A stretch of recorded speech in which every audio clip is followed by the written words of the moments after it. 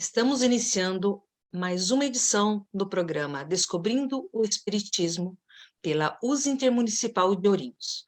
Nosso objetivo é abordar temas ligados à sua vida, analisando estes temas com base nos postulados da doutrina espírita e no Evangelho de Jesus, para que assim você possa aprender e fortalecer a sua fé. Eu, Luciana Strauss, convido Maria Aparecida Casagrande para nos ajudar a explorar um pouco mais os ensinamentos trazidos pelos espíritos. Seja bem-vinda, Cidinha. Oi, Luciana, obrigada. Novamente juntas, né? Vamos conversar mais um pouquinho. O nosso tema de hoje é provas da existência de Deus.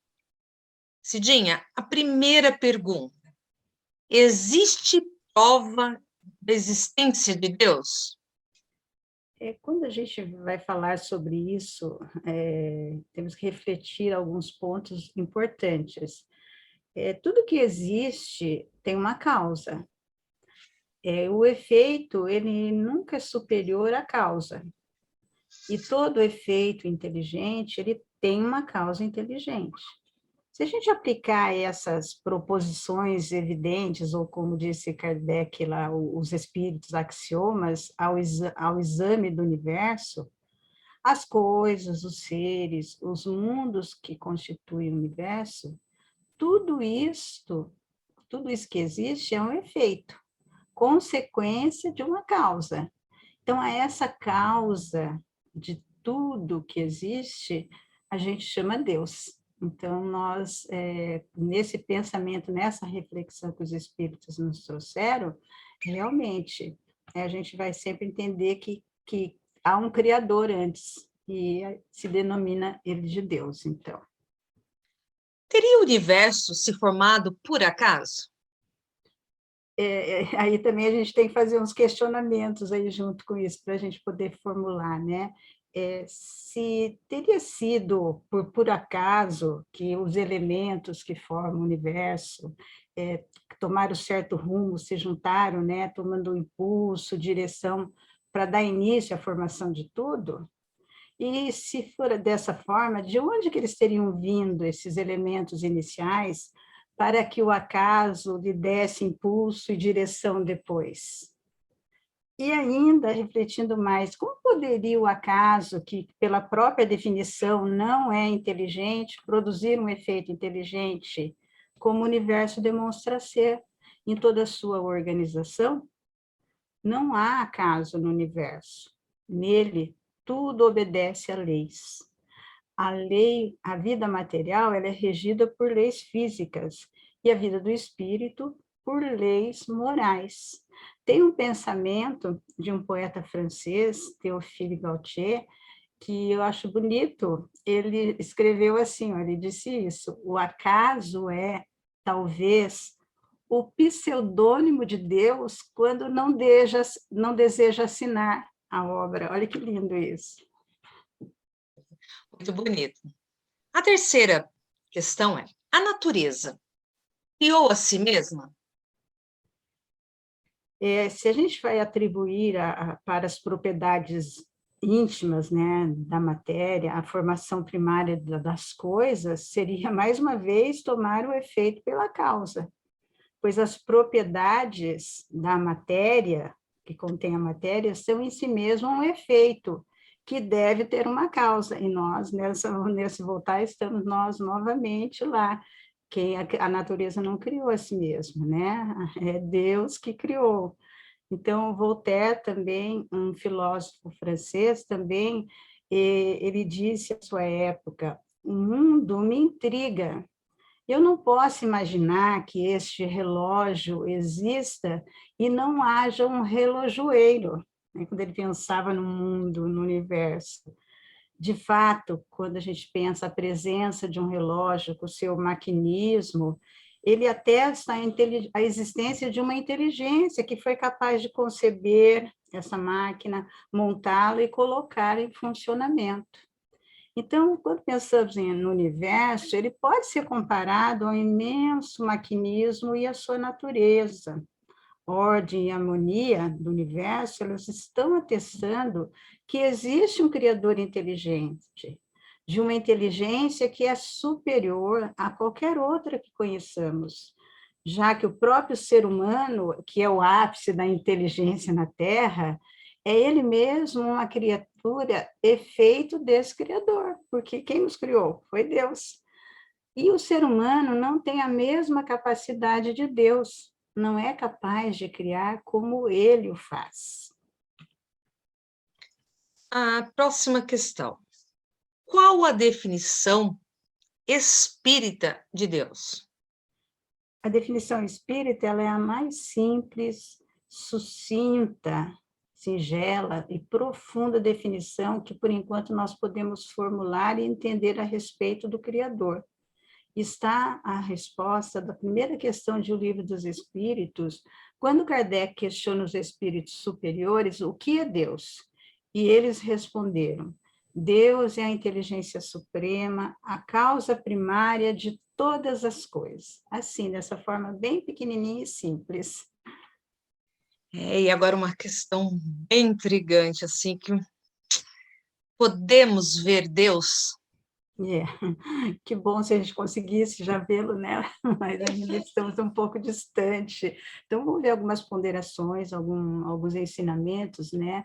Para que a gente possa se firmar um pouco a respeito dessa visão, se a gente pode ver a Deus. João, na epístola primeira, no capítulo 4, versículo 2, ele disse, ninguém jamais viu a Deus. Por que não? Porque Deus é espírito, né? Por isso que a gente não consegue vê-lo.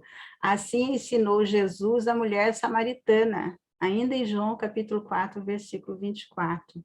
E como tal, Deus não pode ser percebido pelos nossos sentidos comuns, materiais, pelos nossos olhos. Nós não podemos ver Deus com os nossos olhos do corpo. Mas embora ele seja invisível, Deus não nos é totalmente desconhecido. Se ele não se mostra aos nossos olhos carnais, ele se faz evidente ante nossa compreensão por todas as suas obras, a criação. Né? Então, quando, por exemplo, e podemos senti-lo espiritualmente nas vibrações do seu infinito amor.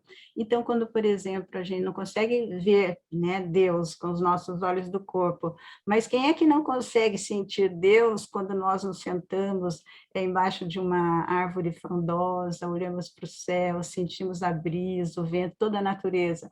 A gente sente Deus, né? Então, ele não nos é totalmente desconhecido. E espiritualmente, exatamente nessas vibrações desse amor infinito que ele tem para com todos nós. Então, quanto mais nós vamos desenvolvendo o nosso conhecimento, a nossa sensibilidade espiritual, mais nós veremos a Deus, entre aspas.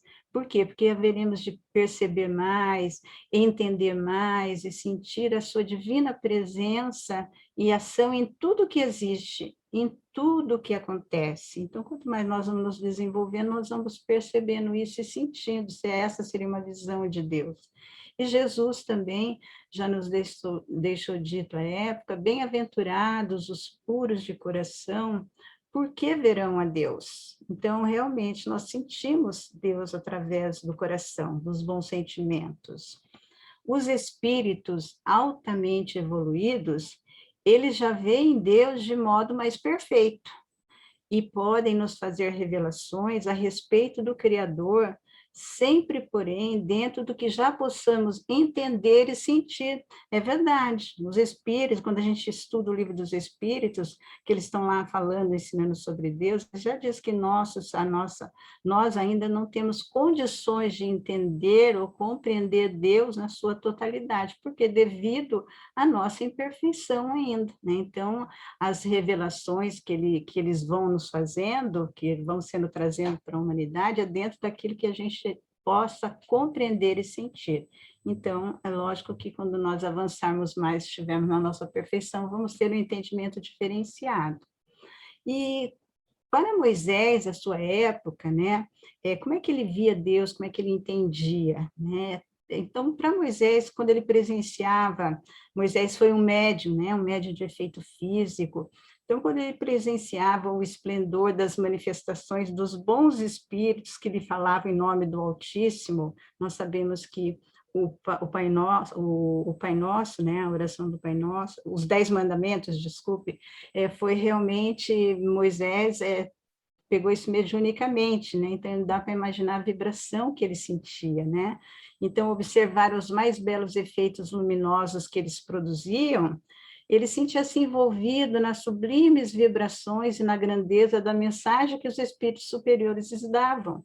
Então isso para Moisés era ver Deus face a face, era a maneira como ele sentia. Né? Então, para nós, apesar de nós não conseguirmos ver Deus com os olhos, mas podemos senti-lo conforme vamos nos aprimorando espiritualmente, crescendo mais, isso nós vamos sentindo mais ainda.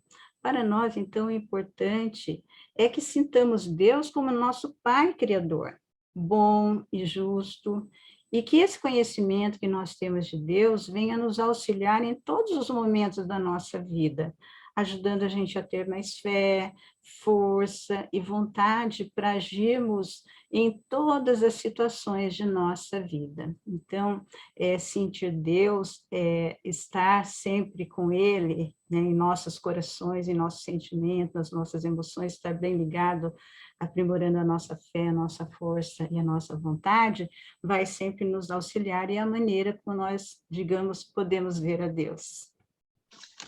Chegamos ao encerramento do programa Descobrindo o Espiritismo. Muito obrigada, Cidinha, por compartilhar os conhecimentos espíritas conosco. Obrigada eu por estar aqui junto contigo mais uma vez. Nos despedimos desejando que as bênçãos do Senhor permaneçam em todos os corações. Que a paz de Jesus esteja conosco hoje e sempre. Foi um privilégio estar com vocês. Até o próximo programa. Quem gostou, curta, compartilhe.